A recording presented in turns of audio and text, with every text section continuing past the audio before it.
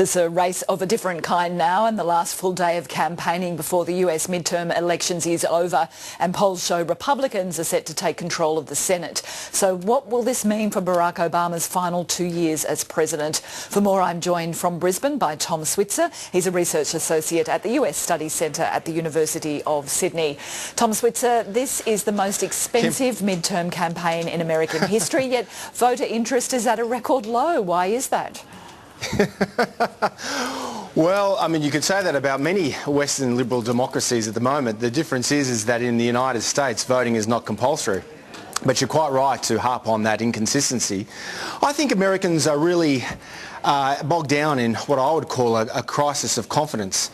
I've been a bit of a pub bore on this subject for several years now, and I think this cultural malaise precedes the Obama presidency, goes back to the Bush administration, to the Iraq War, Afghanistan, and the global financial crisis, the most sluggish economic recovery we've seen in the United States since the Great Depression. And I think taken together, that means that the American people are in a very foul mood. Record pluralities of Republicans and Democrats believe their country is heading in the wrong direction. So I think that angst explains why so many Americans aren't really keen on the political process at the moment. Tom, you say that the Americans are in a foul mood. Midterm elections are often a chance to take a swipe, to sink a boot into the president's party. But is it fair to say that Barack Obama has gone from being a Democratic Party hero to a millstone around the party's neck? Look, there is some truth to that, Kim. There's no question that his approval ratings are very low at early 40s. Crucially, in many of the battleground states, those Senate races, his approval ratings are in the low 30s, late 20s, which is largely why many Democrat candidates themselves are running a million miles away from his record. The Kentucky Senate candidate, Alison Grimes, who's up against the Republican leader in the Senate, Mitch McConnell, a veteran Republican, she's even going so far as to running campaign commercials with a gun and saying that she's for big coal and she's opposed to President Obama's carbon taxing agenda. And moreover, she won't even say who she voted for in 2008 and 2012. So you're right, Obama is unpopular. But bear in mind, the Republicans are also unpopular. The reason why so many Democrats are in trouble is because there are more Democratic incumbents at the Senate level who are up for re-election, and that's why they're on the nose.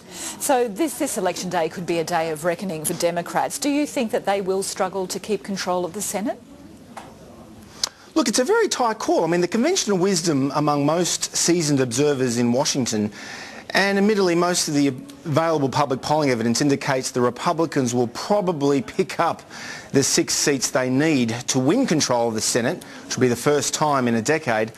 But I think there are some seats that are very, very close, and so it's a big call to say the Republicans will actually win the Senate at this stage. I think it will go down the wire, and as your previous report alluded to, it's quite conceivable that we'll have a couple of runoffs for Senate races in December. So we may not even know the result of the outcome of the Senate tomorrow night. Should the Senate control switch to the Republicans, what would that mean for the rest of President Obama's term as president? Well, again, the conventional wisdom is that he'll be not just a lame duck but a dead duck. I'm not so pessimistic. I think that he wants to leave implementing a lot more reforms. One big issue domestically is corporate tax, closing corporate loopholes and cutting the rate of company tax. Another issue is infrastructure, building more roads and bridges. And a key issue for Australia is the Trans-Pacific Partnership trade deal. The President's own party, the Democrats, have been holding up this process because they won't give their own President trade promotion authority, otherwise known as fast track, because they're tied to the labour unions and the environmentalists and they want all sorts of regulations attached to any trade deal. The Republicans are more likely to embrace free trade, which means they're more likely to give the President the kind of authority he needs to negotiate with the other 11 Asian leaders, including Australia, for a multinational trade deal. Just a final question, Tom Switzer. I noticed that a couple of potential presidential candidates for 2016 have been making appearances campaigning during the midterms. What do you make of that?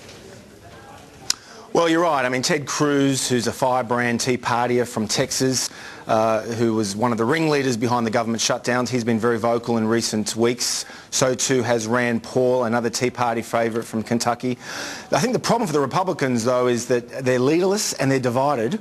And as we saw in 2012, at a time of a lot of economic angst, the president still managed to be re-elected, even though there was such a high unemployment and a sluggish economic recovery. And I think one of the reasons why is because the Democrats, unlike Republicans, are in a very good position to win over a lot of the younger voters who are more progressive on social issues, minorities, and of course the Latino voters increasing dramatically.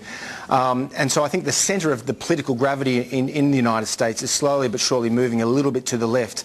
That helps the Democrats, it hurts the Republicans in a national presidential race. All right, Tom Switzer from the US Studies Centre, thank you for joining us live from Brisbane today. Thanks so much, Kim.